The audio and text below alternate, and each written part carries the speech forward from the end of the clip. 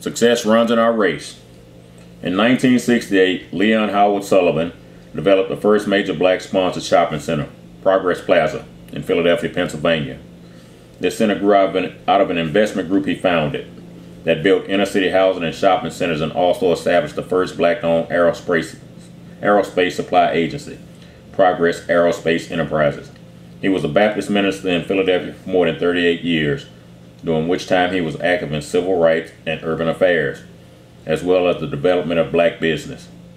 A childhood experience with segregation is said to have had a profound effect upon him. This experience and the influence of the grandmother who raised him are likely to have contributed to his strong civil rights views. General Motors recognized his business acumen when, on January 4, 1971, he became the first black chosen to sit on the GM board. Sullivan spent 2 years in New York under the tutelage of Adam Clayton Powell before leaving for Philadelphia.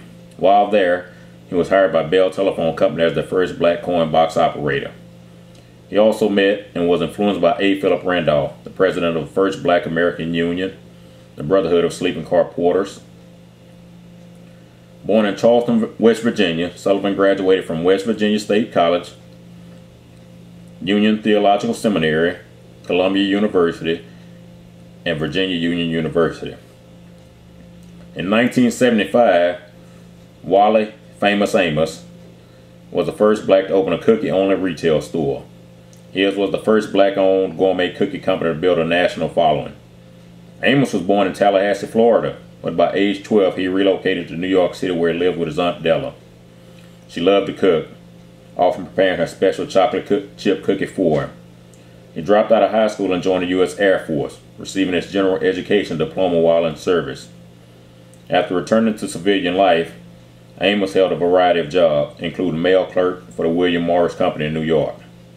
The company made him its first black agent and executive vice president, with responsibility for booking such acts as The Temptations, The Supremes, and Marvin Gaye. He left the company in 1967 and moved to Los Angeles, where he worked on his own as a talent agent. To supplement his income, he used his Aunt Della's recipe and began baking chocolate chip cookies that he distributed to his clients and friends. He borrowed $25,000 from a number of people, including Marvin Gaye, and opened a small shop on Sunset Boulevard in Hollywood. His shop became the first of its kind dedicated to the chocolate chip gourmet cookies. 2 years after he founded famous Amos Chocolate Chip Cookies, the company was grossing $2 million a year. His profits grew and his cookies were nationally distributed.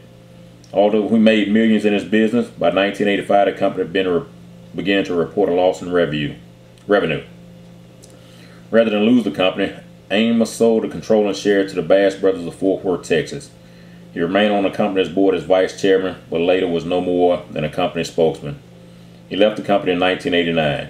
In 1992, he started another company, the Uncle No Name Cookie Company, and offered 5 varieties of gourmet cookies. He was prevented from using the famous Amos name. And as we listen to those 2 examples that I just gave you, we had Leon Sullivan, who was highly educated from a schooling sense, in a formal education. And then we had famous Amos, who dropped out of school and got his GED while serving time in the Air Force. But both of these gentlemen had a dream. They had a desire to be in business for themselves. They had a desire to be independent. They had a desire not to have someone else calling the shots in their life. So it doesn't matter where you fit in. No education, high education. If you got a dream, you can accomplish.